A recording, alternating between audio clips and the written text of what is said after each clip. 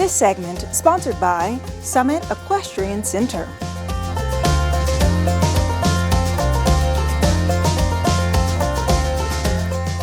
I am here at Summit Equestrian Center, and they are celebrating 15 years in our community.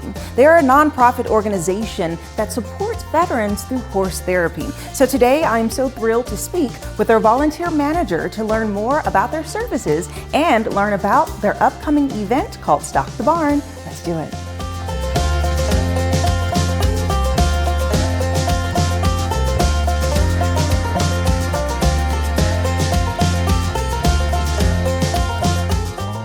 Joining me now is Tui Bedwell, who is the volunteer manager and also the chair of their upcoming Stock the Barn event. Hello, Tui. Hello, Jessica. How are you? Good to chat with you. Good. Good to chat with you too. Yeah, so we're here at your facility, and we have the stalls behind us, and we're just really learning about what you all have to offer to the community, and then about your upcoming event. Yes. So start off by giving us a background about Summit Equestrian Center. Summit Equestrian Center began in October of 2010.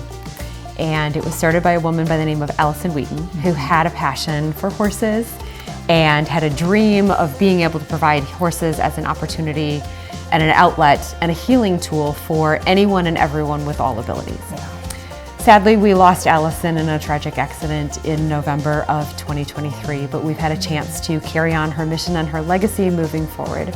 Our focus at this time is working with veterans and providing opportunities for them to have an outlet to work through some of the traumas that they experience while in their military service.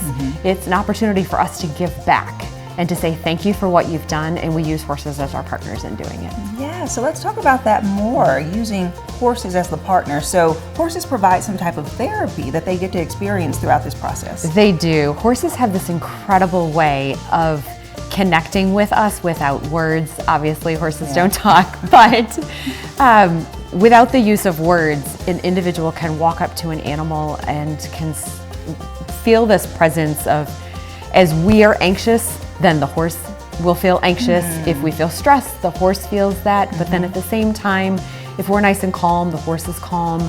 And the horse helps us to regulate our heartbeat. We can slow our heartbeat down just by the pace of a horse being around us. There's just this calming sense.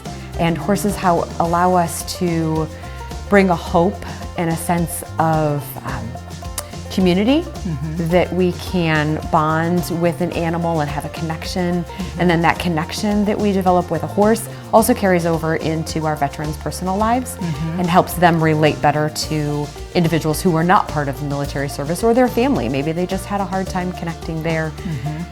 So there's a lot of benefits that come from horses. It sounds like it. Okay, so through the Cavalry, which is the section of the veterans, what type of activities do they do throughout the week to really create that bonding and to just put that therapy aspect into place?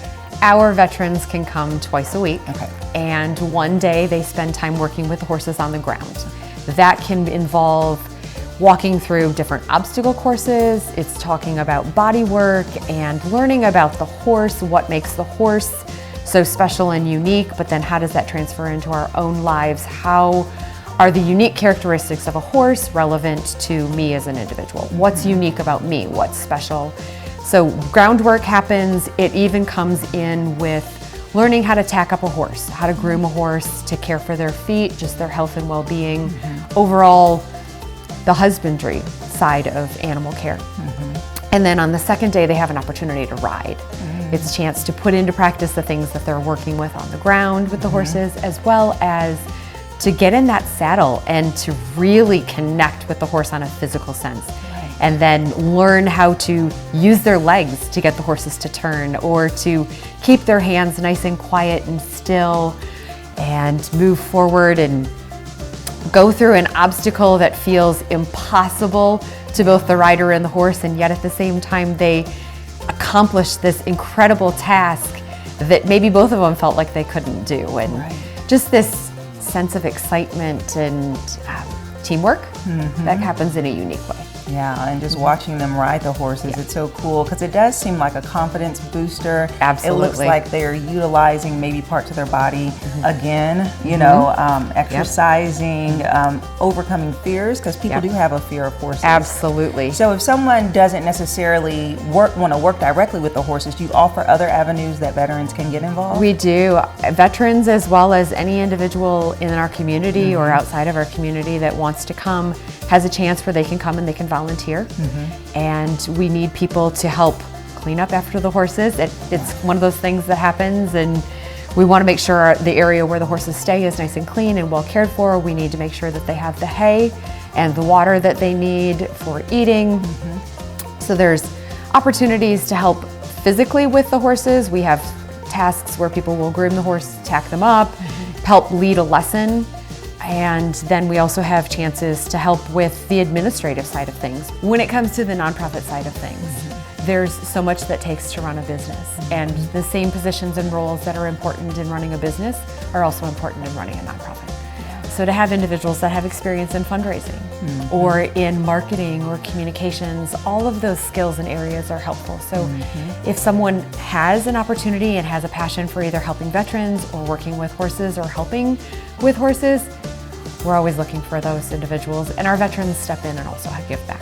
Yeah, I love that, and that's a good point. There's something for everyone to be able to do to participate. Yeah. And speaking of fundraising, one of your biggest events of the year is the Stock the Barn. Yes. So tell me about that as it's making its return this year. So Stock the Barn is a really exciting time. Allison started it, and I believe this is our 5th year of doing it. And what it'll be is an evening of entertainment and food and fun, but yet a chance to also hear what's happening within our program, learn what our veterans are accomplishing, and learn how impactful the work that we do with the horses is on the lives of these individuals. There are individuals that come to this group and they will say, I'm at my end of the straw. I just don't know where to go from here. And we've had veterans that were on the verge of suicide. And because of their connection with the horse and the work that they do with the other veterans here, it has saved their lives. And they'll admit to that. They'll say that I am here because of this program. And so Stock the Barn, we will have Hubie Ashcraft will come with his trio and will be our entertainment for the evening. We have a silent auction as well as a live auction. And then we have dinner provided by Charlie's Place and the Charlie Horse, which is their mobile bar. And then we'll have a little bit of talking and hearing what's happening within the program. Right, and this event is so unique. I like that it's something different. I've attended previously, and I loved how you can actually just experience the barn, right? You can go in, it's casual. It is casual. It's a Western casual, yes. We're here to have fun. Yes, and good entertainment, good networking, and good food, really good food, because it's always themed. But like you said, just learning the journeys, hearing the testimonies, and then having that opportunity to not only win some really cool items through the silent auction, but you know that by bidding you are giving to the organization. So that's so awesome. Yes, absolutely. Because this fundraiser is what's going to help us fund our programming. All of our services for our veterans are free. So any veteran who wants to come is not hindered by the fact that there's a cost. We take that barrier away, we open up the doors and say, please come. And we'll find other ways to pay for these services, and we'll find other ways to pay for the horses and all of the resources that we gather and bring into this organization. It gives us a chance to provide these services free of charge to our veterans, and then that's what this fundraiser is about.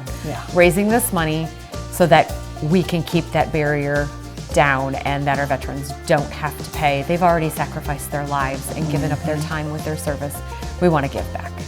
And this event is taking place on November 7th. Yes, and it is. It's just a couple of more days left to get tickets. So how should they go about purchasing those? If someone is interested in purchasing tickets, they have until October 31st. And at midnight on October 31st, the tickets are no longer available. We'll have no tickets available at the door. Go to summitequestriancenter.org and all of the information about a partnership if you want to financially donate or if you want to attend the event, tickets can be purchased there. All right. Thank you so much, Tui. You're welcome, Jessica. Thank you. I appreciate it. And if you'd like more information about Summit Equestrian Center, we'll have their website listed below, and there's still time, limited time, to get tickets to their Stock the Barn event happening on November 7th. That website is listed below also, and I'll see you after the break. This segment sponsored by Summit Equestrian Center.